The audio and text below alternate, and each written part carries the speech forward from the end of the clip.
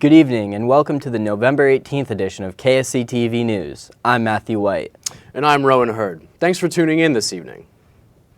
2 Vermont teens have been arrested for their alleged involvement in a Putney fire. The Keene Sentinel reports that a 15- and 17-year-old have been charged with first-degree arson. Police say 2 juveniles were hunting when they entered 19 Shagbark Hill and allegedly set multiple fires around the property. Investigators say they are still looking into the juveniles' possible connection with other fires being set in the area. Keene's mayor says fundraising for the new skate park shows the city is focused on development through philanthropy. Fundraising for the skate park is close to its goal and plans are underway to get work started in the spring. Mayor George Hansel says the skate park project is just one example of how donors are willing to dig into their pockets and make Keene an attractive community. It does, and we punch way above our weight when it comes to philanthropy. So the private businesses or individuals donating to these community-wide projects. I mean, we raised millions of dollars to extend our library. It's now the largest public library in New Hampshire by square feet.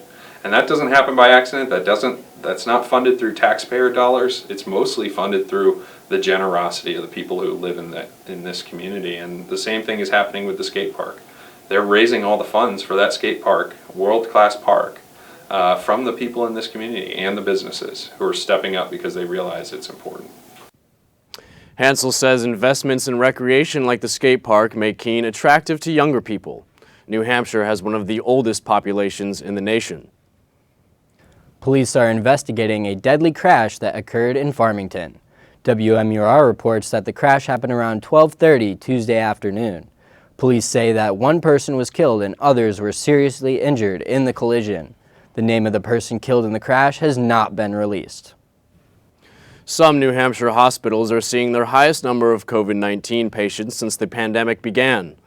WMUR reports Wentworth Douglas Hospital in Dover treated 34 COVID patients on Tuesday alone. The hospital reports 30 of those patients were not vaccinated. The state reported 294 COVID hospitalizations this week. The record high number is 335, set back on January 1st, 2021. The Keene State Music Department is welcoming back jazz fans. Friday, they held their first public jazz concert since the start of the pandemic. The KSC Jazz Combos concert featured performances by multiple jazz instrumentalists and vocalists. Members of the community were allowed to attend for the first time in 2 years to listen to the classic and modern jazz pieces. Tickets were on sale 2 weeks prior to the performance, and a live stream was available for people to watch around the world.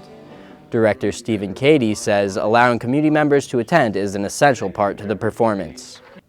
Yeah, there's a feedback that you get from people being in the room, positive energy and their applause and enthusiasm in the middle of a song and after a selection.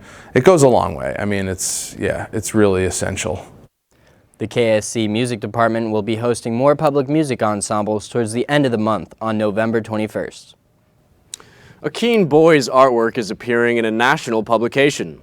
The Sentinel reports 10-year-old Whitman Conboy has a drawing he made featured in the September-October edition of Sports Illustrated for Kids. The drawing of New England Patriots tight end Hunter Henry won the magazine's art gallery contest. Conboy is a 5th grader at Simons Elementary in Keene. Thanksgiving break is typically a time for all students to go home, but international students don't share the same luxury. Due to the short amount of time, some students have to improvise. KSC-TV's Christian Valentin reports what these international students are doing to pass the time. Algerian international student Manel Habouche is one of a few students staying on campus during Thanksgiving break. Habouche says that her plans include cooking together with other students and visiting nearby areas. She says she does, however, wish there was more support with activities and meals. So probably it's going to be empty and we have nothing to do. And I know that the dining commons is going to be closed.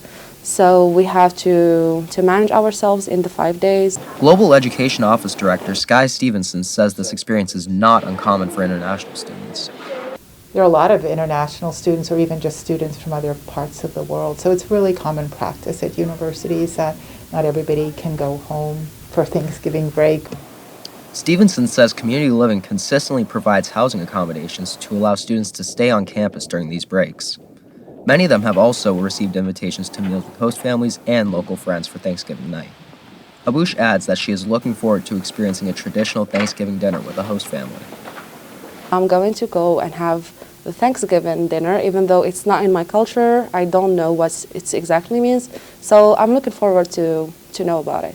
From next Wednesday to Sunday the 28th, residence halls will be closed, owl cards will not work, and the dining commons will also be closed. I'm Christian Valentin, KSC-TV. For more information on staying on campus during Thanksgiving break, you can contact your CA or Community Living at 603-358-2339. Again, that's 603-358-2339. That's all for this edition of KSC-TV. Thanks for tuning in. We'll be back Tuesday with more news from campus and the community. We'll see you then, and have a good evening.